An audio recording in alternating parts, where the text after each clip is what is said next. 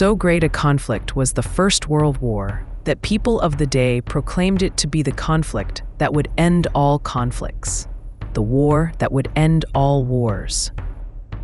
This is Session 9, World War I, in a course titled History as an Evolution of Consciousness, and that is an aspect of a larger view, evolution of consciousness theory. In this session, we delve into an event that until recently was in the realm of living memory, the First World War.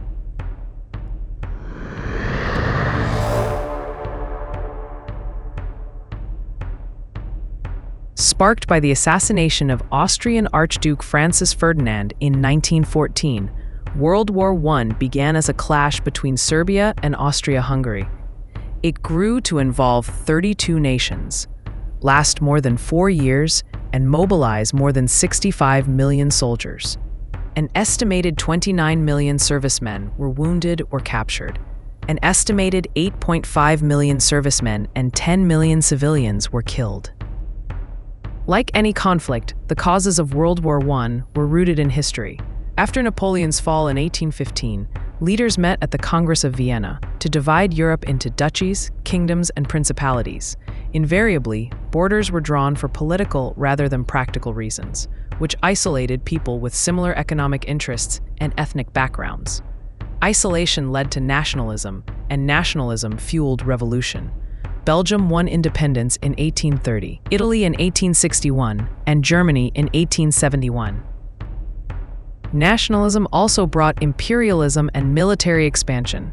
The Industrial Revolution had fueled an explosion of European manufacturing capability and brought the need for foreign markets and raw materials.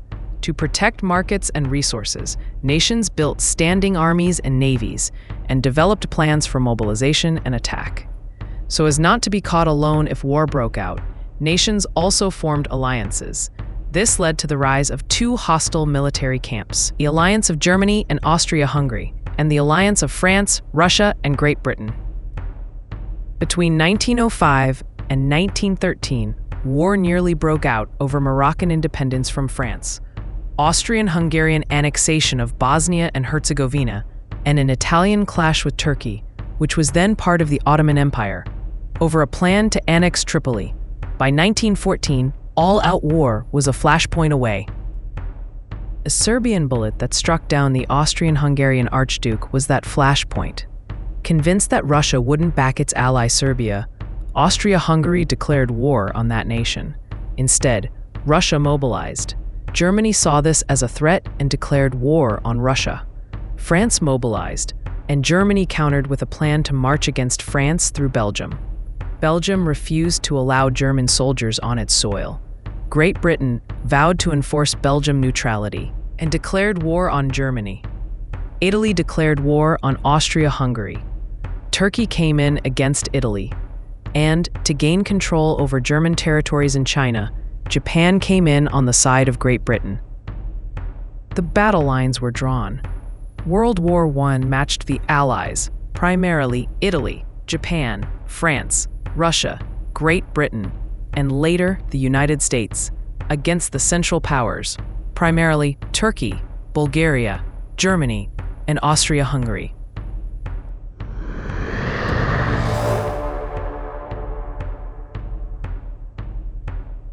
Germany moved into Belgium, drove the Belgian army into retreat, defeated the French at Charleroi and a British expeditionary force at Mons. France and Britain fell back to the Marne River north of Paris. Germany advanced and crossed. The French general Joseph-Jacques Césaire-Joffre maneuvered around Paris and attacked the First German Army, led by General Alexander von Kluck. Kluck had advanced ahead of the main German force and was without their support. In the battles that followed, Joffre and the French drove back the Germans until by the end of 1914, both sides had dug in along a line that ran from the North Sea to Switzerland and initiated a stationary battle of trench warfare that would last nearly 3 years and elevate armed conflict to a new level of brutality.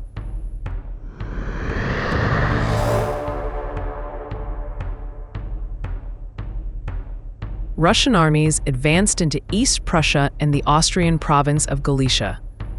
Allied victory in Prussia seemed imminent when a German army under General Paul von Hindenburg defeated the Russians at Tannenberg. In Austria, the course of the conflict also turned against the Allies. By March of 1915, Russia had advanced through Galicia and positioned its armies to march into Hungary. In April, a German-Austrian force initiated an offensive in Poland. By September, the Central Powers had forced the Russians out of Poland and Lithuania, and Russia withdrew from Austria.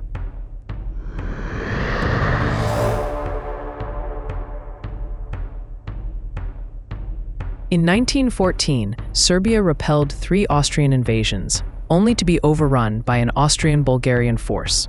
That same year, Turkish and German warships bombarded Russian Black Sea ports, and Russia, France, and Great Britain declared war on Turkey. British naval forces bombed Turkish forts at the Dardanelles, and French, British, and Australian troops landed on Gallipoli. The operations amounted to an abject failure, and the Allies were forced to withdraw. In May of 1915, Italy moved on Austria-Hungary, and in an attempt to capture Trieste, bogged down on the Isonzo River.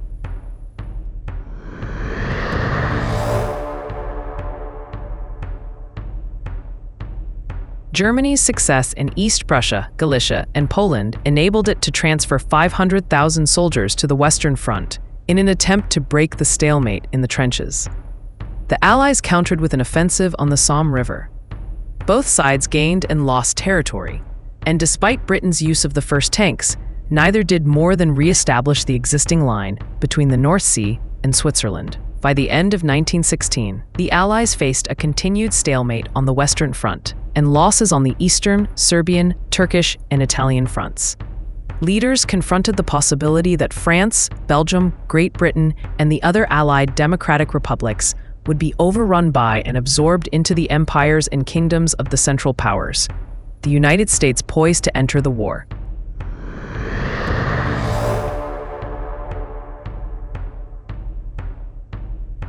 In the United States, President Woodrow Wilson faced a peace movement that opposed all war, and an isolationist movement that felt that the United States had no business entering into a European conflict, no matter the cost to liberty and democracy. Since the war's beginning, Wilson had appeased domestic political factions with a policy of negotiated peace between the Allies and the Central Powers. In January of 1917, Germany announced that it would engage in unrestricted submarine warfare against all shipping to Great Britain. This, Central Power gains, and the loss of American lives in the German U-boat sinking of the ocean liner Lusitania led Wilson to reevaluate his position. On February 3, 1917, he broke diplomatic relations with Germany, and on April 6, 1917, the United States declared war. Despite deployment of what would become the 2 million-strong American Expeditionary Force under General John J. Pershing, and Japan, Australia, and New Zealand victories in China, Samoa, New Guinea, and the Mariana, Marshall, and Caroline Islands, the Allies faced a list of setbacks in 1917. German U-boat activity sank nearly 600,000 tons of cargo a month. Romania and much of Italy and the Balkans fell under Central Power control. The Turkish Ottoman Empire advanced into Arabia, Palestine, and Mesopotamia, and as a result of the Russian Revolution, Vladimir Lenin and his Communist Party seized power in that country to create the Soviet Union and signed an armistice with Austro-German forces, ending Russian involvement in the war.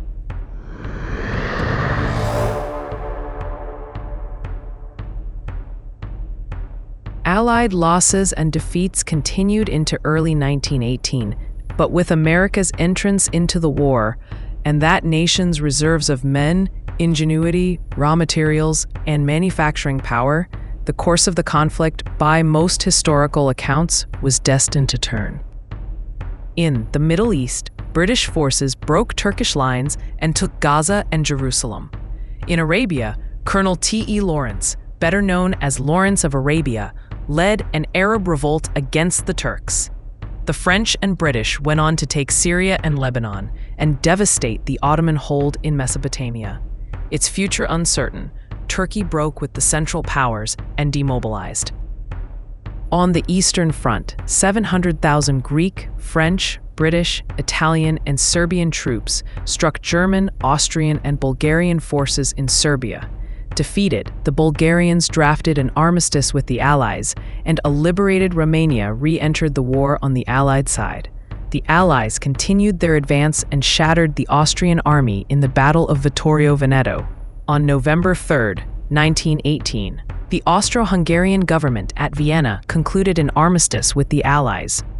The last Habsburg emperor, Charles I, abdicated, which opened the way for the Austrian Republic.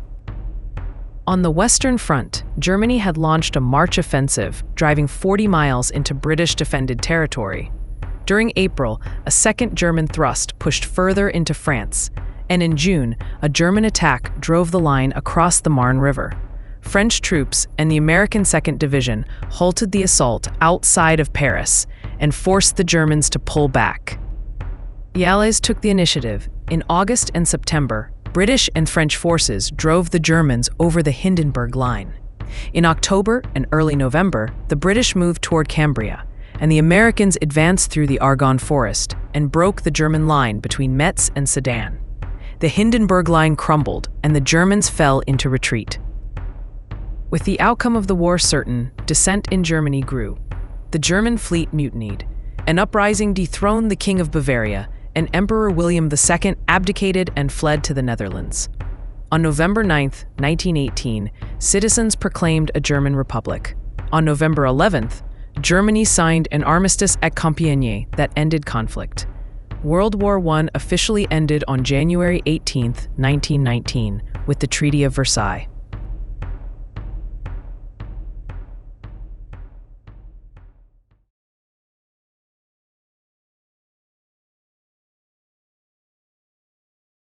Beneath its scope, aside from the technologies with which it was waged, what classic struggle did World War I represent? Was it a clash between good and evil? Was it something more? With our look at World War I, we complete Session 9 in our course on humankind's ascent from the standpoint of evolution of consciousness theory. Our course titled History as an Evolution of Consciousness continues in Session 10, World War II.